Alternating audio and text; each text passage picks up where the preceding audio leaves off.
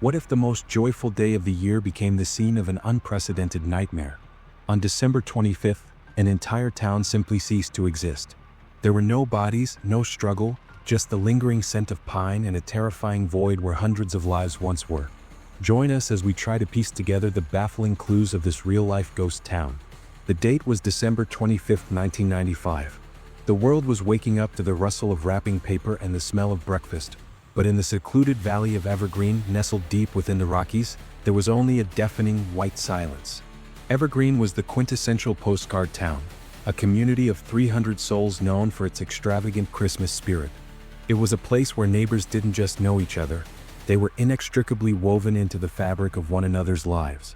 But on that crisp, freezing morning, Trooper James Halloway, a man who had patrolled these mountain roads for 20 years, drove his cruiser down Main Street and felt the hairs on the back of his neck stand up in a primal warning. He had come to check on a downed phone line reported late the previous night, but as his tires crunched over the pristine, undisturbed snow, he realized the phone line was the least of his problems. The town was frozen in time, quite literally. The festive lights, those grand multicolored bulbs popular in the 90s, were still glowing faintly against the morning gray, fighting a losing battle against the rising sun. In the town square, the massive spruce tree, decorated with hand-carved wooden ornaments, stood as a silent sentinel. But there was no movement. No smoke curled from the chimneys, which was physically impossible in 5-degree weather unless every single furnace and fireplace had gone out simultaneously. Halloway radioed dispatch, his voice trembling slightly, a tremor he couldn't quite suppress. He reported a code 10-96 mental case because he thought he was losing his mind. He told them the town was there, but the life was gone. The dispatcher, confused, asked him to clarify. Halloway stepped out of his vehicle, the snow crunching loudly under his boots, a sound that seemed aggressively loud in the vacuum of sound. He walked toward the diner, Sal's Skillet, where the open sign was still buzzing with a low electric hum. Inside, the scene was a tableau of interrupted life that would haunt the police archives for decades. Halloway pushed the door open, the bell chiming cheerfully, a stark contrast to the dread pooling in his stomach. Plates of pancakes sat on the tables, cold and congealed. Coffee mugs were half full, a film of stagnation forming on the liquid. A fork lay on the floor as if dropped mid-bite. But the most chilling detail, the one that made Halloway draw his service weapon, was the jukebox. It was playing Silent Night on a loop, but the volume was turned all the way down, barely a whisper of sound vibrating through the air. The cook's spatula was resting on the flat-top grill, the burner still on low, turning a strip of bacon into a charred black ribbon. It wasn't that they had left, it was that they had vanished in the blink of an eye. There was no sign of a struggle. No overturned chairs, no blood spatter, no chaotic exit. Just an instantaneous subtraction of humanity. The silence of Evergreen wasn't just the absence of noise, it was a heavy, oppressive weight. It felt as though the air pressure had dropped, creating a sensory vacuum that pressed against the eardrums. Halloway moved from the diner to the street, his breath hitching in the freezing air. He began to check the cars parked along the curb. Keys were in the ignitions. In a station wagon loaded with gifts in the back seat, the engine was cold, but the radio was still on, broadcasting static. It was as if the town had been paused by a cosmic remote control, and the people were simply deleted from the scene. The profound, unnatural quiet was broken only by the wind whistling through the decorative wreaths hung on the lamp posts, a sound that mimicked human whispering if you listened too closely. Halloway's panic began to rise when he approached the residential district. He needed to find someone, anyone, to explain this. He knocked on the door of the first house, the Miller residence. No answer. He tried the knob. It was unlocked. Stepping into the hallway, the smell hit him. Not the smell of death, but the overwhelming, concentrated scent of pine needles and something metallic, like ozone or the air right before a lightning strike. The Christmas tree in the living room was lit, the presents underneath wrapped in shiny foil. A child's stocking hung precariously from the mantel, weighted down with candies. But the house was devoid of heat. The thermostat read 68 degrees, but the air was freezing. It was then that Halloway noticed the clocks. The grandfather clock in the hall, the microwave clock in the kitchen, the wristwatch left on the side table, they had all stopped. Every single timepiece in the house was frozen at exactly 12:03 a.m. This wasn't a crime scene in the traditional sense. It was a violation of reality. Halloway retreated to his cruiser, locking the doors, a futile gesture against whatever had taken the town. He called for backup, for the National Guard, for anyone. As he waited, staring out at the empty, decorated street, he he saw something that made him question his sanity. In the window of the general store across the street, a single Christmas ornament, a red glass sphere, fell from a display and shattered on the floor. There was no vibration, no wind inside the locked store. It just fell. And for a split second, before the glass hit the floor, Halloway swore he saw a shadow move behind the counter. Not a person, but a distortion, a smudge in the air where a person should have been. The backup arrived an hour later, a cavalcade of sirens that shattered the peace of the valley. But the noise didn't bring comfort, it only highlighted the emptiness. Detective Elias Thorne, a man known for his rigid logic and unshakable skepticism, was among the first to arrive. He expected a gas leak, a mass evacuation gone wrong, or perhaps a cult suicide pact. What he found defied every procedure in his handbook. Thorne walked the perimeter of the town, looking for tracks in the snow. This is the detail that keeps investigators awake at night nearly 30 years later. There were no footprints leading out of Evergreen. The snow had fallen heavily starting at 10 p.m. the previous night and stopped around 4 a.m. If 300 people had fled into the woods, the snow would be churned to mud. If vehicles had left, the roads would be scarred with tire tracks. But the snow was a pristine, white sheet, unbroken and perfect, surrounding the town like a shroud. The only tracks were the ones the police were making right now. Thorne ordered a house-to-house search, a grid pattern sweep that treated the entire town as a singular crime scene. As officers breached door after door, the reports were identical. Breakfasts abandoned, beds unmade, showers running cold water. It was the scale of the interruption that was so terrifying. In one house, a bath was drawn, the water icy cold, a rubber duck floating on the surface. In another, a game of Monopoly was set up, the dice sitting on the board showing a double six. It was as if the universe had blinked, and in that split second of darkness, the people of Evergreen were snatched away. Thorne stood in the center of the town square, looking up at the gray sky, feeling the metallic taste of fear in his mouth. He realized then that they weren't looking for bodies. They were looking for an explanation for the impossible.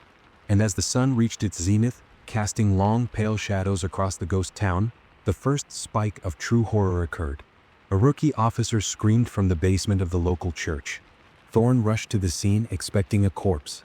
Instead, he found the officer pointing a shaking flashlight at the wall. Scratched into the concrete, deep enough to bleed the fingers that did it, was a single phrase, repeated over and over until the words overlapped into a frantic scrawl. "It is too loud. The silence is too loud." The scratches were fresh. To understand the horror of Evergreen, one must first understand who was lost. These were not faceless statistics. They were vibrant, living people whose timelines were abruptly severed.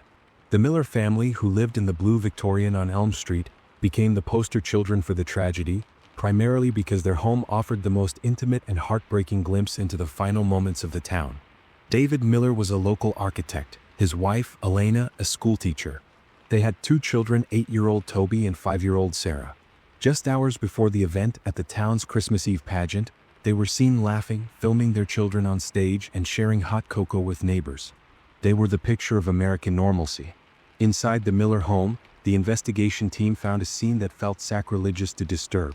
In the living room, a camcorder was set up on a tripod, pointing toward the Christmas tree. It was in standby mode, the battery long dead. When police later powered it up, hoping for a clue, they found only 20 minutes of footage.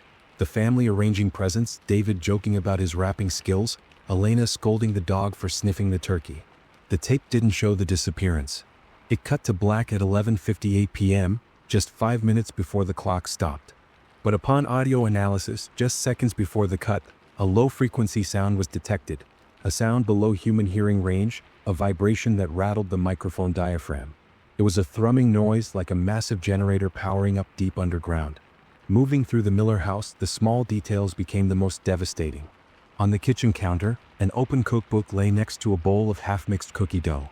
Elena had been baking snickerdoodles. The wooden spoon was stuck in the dough, upright.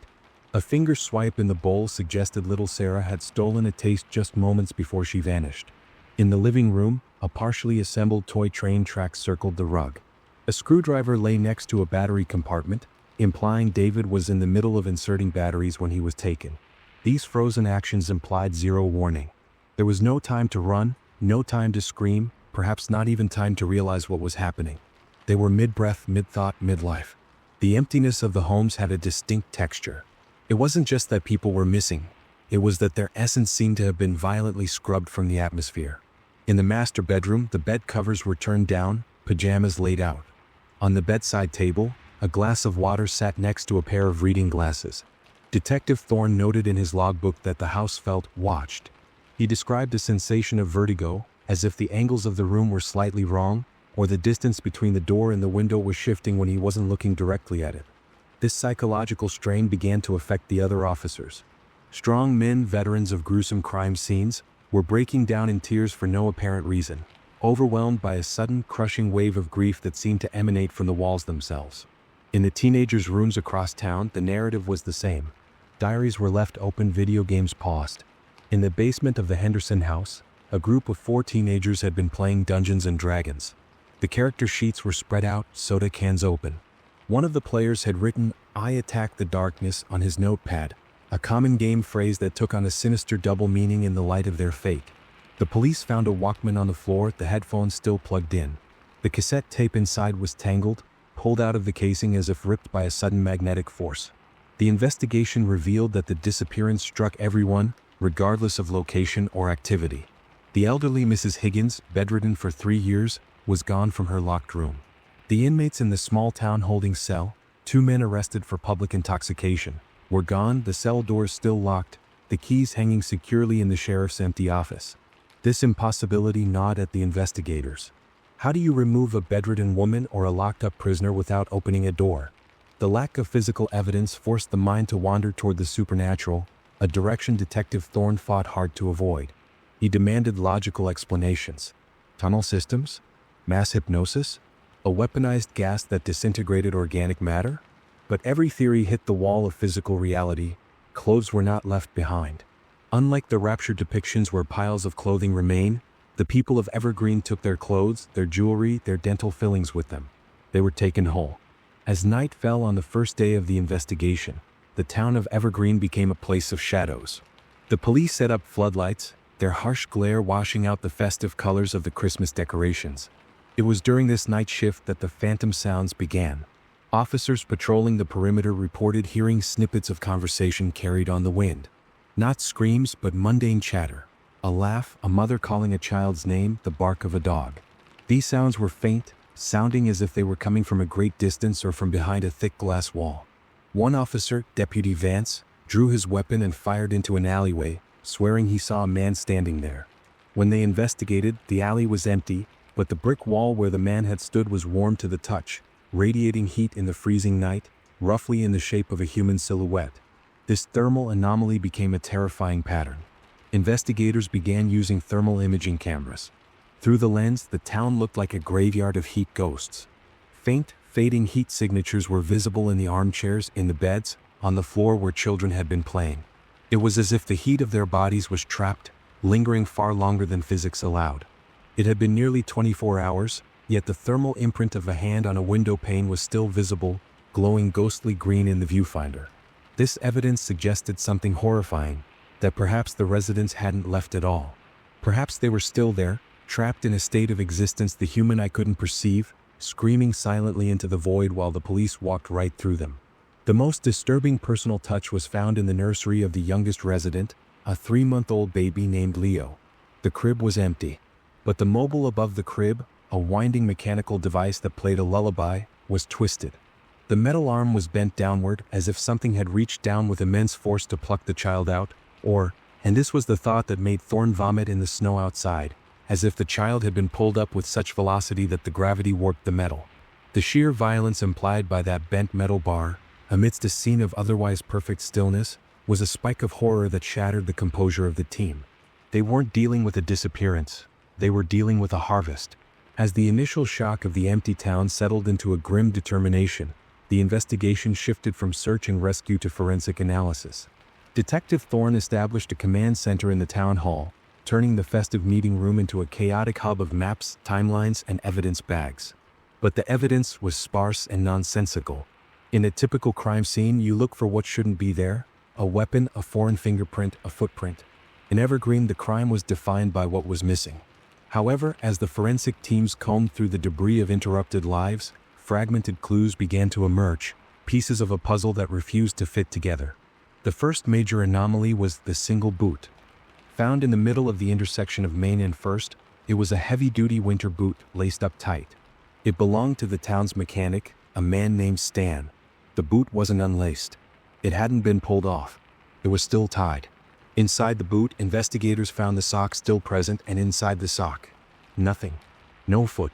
No blood. It was as if the leg had simply phased out of existence, leaving the footwear behind. But the most baffling part was the sole of the boot. It was fused to the asphalt. The rubber had melted and merged with the road surface, requiring a crowbar to pry it loose. This suggested an intense, focused heat applied instantly to the ground, yet the leather upper of the boot was unscorched. How could a man be vaporized out of his boot while standing on a street corner, generating enough heat to melt rubber without burning the laces? Then there was the matter of the scent. The first responder, Trooper Halloway, had noted the smell of pine and ozone. As the days passed, this scent didn't dissipate, it evolved. The chemical analysis of air samples taken from inside the homes revealed trace amounts of sulfur and ionized particles, similar to the air composition found after a high-energy electrical discharge. But there were no down power lines, no lightning strikes recorded in the region. The air inside the Miller house contained high levels of static electricity. Investigators found that their hair would stand on end when they entered certain rooms. Electronic equipment malfunctioned constantly. Batteries drained in minutes, radios shrieked with interference, and digital watches reset themselves to 12 o'clock. The very atmosphere of Evergreen had been charged with an unknown energy. The broken ornament found in the general store became another focal point. When the lab boys dusted it for prints, they found fingerprints that didn't belong to any known human pattern. They weren't swirls or loops. They were geometric, angular ridges. At first, they thought it was a smudging error, a glitch in the dusting powder. But they found the same angular marks on a door handle at the school and on the steering wheel of the mayor's car. It looked less like biology and more like circuitry imprinted onto glass and steel. This clue was quickly classified, hidden away from the public, labeled as inconclusive. But inside the command center, the whispers about the visitors began to circulate. Witness accounts from outside the town were scarce, given Evergreen's isolation. However, a truck driver who had been passing on the highway 5 miles away at roughly 12 a.m. on Christmas Eve provided a statement that chilled the blood.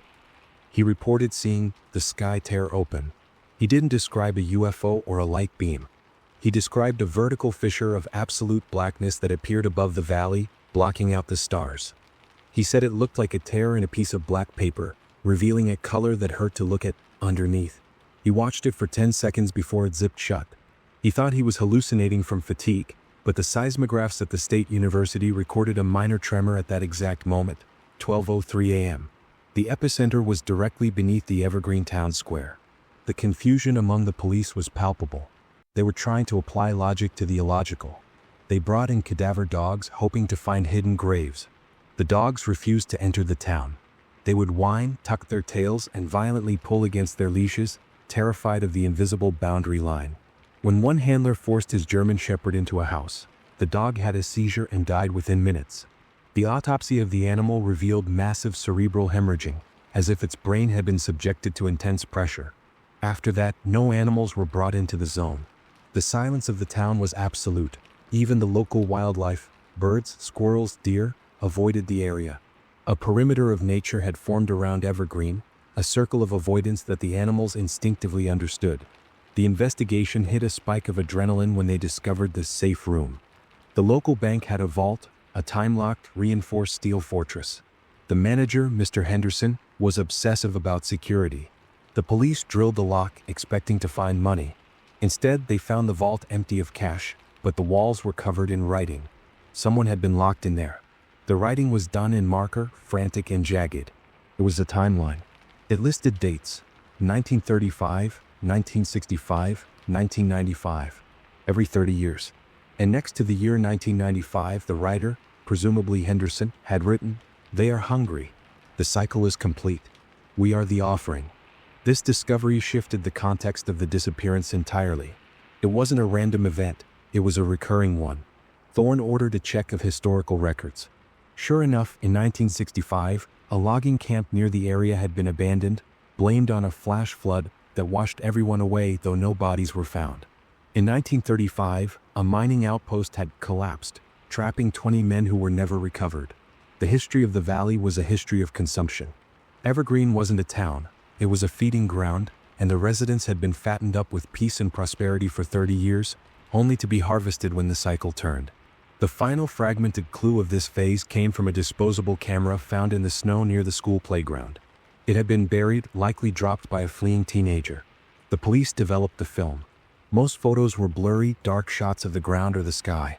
But the final exposure, the last thing the camera saw, was a picture of the town square. In the center, where the Christmas tree stood, there was a blinding white light.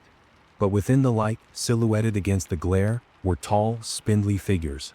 They were thin, impossibly tall, with limbs that had too many joints. They weren't attacking.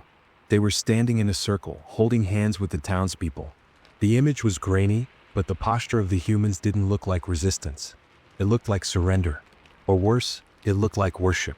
With physical evidence leading only to impossible contradictions, Detective Thorne and his team were forced to explore the fringe, unraveling theories that range from the meteorological to the mythical. The official explanation, the one drafted for the press conference to quell public panic, was a freak localized weather event combined with a subterranean gas leak. They spun a story about carbon monoxide poisoning causing mass confusion, leading the residents to wander into the wilderness where they succumbed to the elements. It was a lie and everyone knew it. The lack of bodies made it a flimsy shield against the truth, but it was better than admitting they were hunting ghosts. The meteorological anomaly theory had some traction initially. Meteorologists confirmed that a rare atmospheric pressure system had stalled over the Rockies that night. Dubbed a stagnation event, it trapped cold air in the valley. Some experts suggested that this pressure could have caused auditory hallucinations or feelings of dread, a phenomenon known as infrasound. But infrasound doesn't make 300 people vanish. It doesn't melt boots to the pavement or stop clocks. The weather was a symptom, not the cause. The green storm, as locals in neighboring towns called it, was reported to have strange electrical properties. The aurora borealis was visible that night, far further south than usual, bathing the mountains in a sickly green phosphorescence. Scientists argued it was a solar flare. Conspiracy theorists argued it was the ionization of a portal opening. This led the investigation into the dark waters of local legend. Thorne, a man of science, found himself sitting in the dusty back room of the county library, poring over microfiche of old newspapers and settler diaries. He discovered the legend of the Solstice taker. The indigenous tribes who had originally inhabited the valley avoided the Evergreen Basin during the winter solstice. They called it the Hollow Place. Their oral history spoke of a spirit that slept beneath the mountain, a hunger that woke when the nights were longest. They believed that the veil between the living world and the spirit world was thin there, and every generation the mountain would demand a tithe of souls to keep the balance. The settlers, arrogant and ignorant, had built their town directly on top of this sacrificial ground. The fringe possibilities were explored by a task force of federal agents who arrived on day 4. They were the men in black of the operation, though they wore gray suits and drove unmarked sedans. They confiscated the broken ornament and the single boot. They brought in Geiger counters and electromagnetic field detectors. Their theory leaned toward a government experiment gone wrong. Rumors swirled about a secret facility, Project Echo, buried deep in the Rockies, testing teleportation or cloaking technology. Had Evergreen been the unwitting test subject? Had the government attempted to cloak the town and accidentally shifted it into a different dimension? This theory explained the radiation, the static, and the suddenness of the event. But it didn't explain the bent crib or the ancient timeline in the bank vault. Technology doesn't have a 30-year hunger cycle. As Thorne delved deeper, the psychological tension in the command center reached a breaking point. A young analyst named Sarah found a pattern in the town's layout. Evergreen wasn't built randomly. The streets, when viewed from above, formed a specific geometric shape, a sigil. The town founders, seemingly ordinary men from the 1800s, had belonged to a Masonic offshoot obsessed with sacred geometry. They had built the town as a battery designed to channel energy. The Christmas lights, the gathering of people, the collective joy and focused emotion of the holiday, it was all a trigger. The theory was terrifying in its implications. The town hadn't been attacked, it had been activated. The residents weren't victims, they were the fuel. The spike in this phase of the investigation came from a discovery in the church rectory. The priest, Father Thomas, had kept a private journal. The last entry, dated December 24th, was written with a shaky hand. It read, "They are singing to me, not the choir. The others, I see them in the mirrors. They look like us, but their eyes are full of stars." They say it is time to go home. They say Evergreen was never a home, it was a waiting room. This entry suggested that the residents might have been complicit, or at least seduced into their disappearance. It wasn't an abduction, it was an ascension, or a descent. The most unsettling theory, however, came from a physicist brought in as a consultant. He proposed the quantum bubble theory. He suggested that Evergreen had slipped through a wormhole. He posited that the town still existed exactly where it was, but in a parallel timeline just milliseconds out of sync with ours. This explained the warmth, the fresh food, the phantom sounds. They were still there, living their lives, unaware that they had been severed from our reality. Or worse, they were trapped in a loop, reliving Christmas Eve over and over, screaming for help that could never reach them because the radio frequencies didn't match. Thorne tested this. He set up a powerful transmitter in the square and blasted a signal on every frequency. For a moment, the feedback squealed, and through the static, the entire police force heard it. A collective, harmonious hum, like a choir of thousands, singing a distorted, slow-motion version of Silent Night. Then the equipment blew out, sparking and smoking, silencing the choir forever. The theories were a labyrinth with no exit. The meteorological, the mythological, and the scientific all pointed to the same conclusion. Evergreen was a mistake of reality, a place where the rules didn't apply. And as the investigation wound down, with no leads and no bodies, the authorities decided to fence it off. They erected a 20-foot chain-link fence topped with razor wire around the valley. They hung signs that read, "Environmental hazard, do not enter." They buried the truth under red tape and concrete. But they couldn't bury the feeling that permeated the area. The theory that stuck with Thorne the most wasn't the aliens or the government. It was the simple, primal idea that the town had simply been erased, that the universe had made a correction, and Evergreen was a glitch that had been deleted. 29 years have passed since the December 25th disappearance. The fence around Evergreen is rusted now, choked with ivy and warning signs that have faded in the mountain sun. The town inside remains exactly as it was left in 1995. The Christmas lights are still strung, though the bulbs are broken. The presents are still wrapped in the living rooms, the paper yellowed and brittle. It is a time capsule of grief, a monument to the unexplained. The case is officially inactive, but it is not closed. It can never be closed because there is nothing to close. No bodies to bury, no suspects to arrest. Just a void. The ongoing impact on the region is profound. The neighboring towns are dying. Tourism dried up because people are afraid of the cursed valley. The families of the investigators were also victims. Detective Elias Thorne never recovered. He retired a year after the event, a broken man consumed by obsession. He spent the rest of his life living in a cabin just outside the perimeter fence, watching the town through a telescope, waiting for them to come back. He died 3 years ago alone.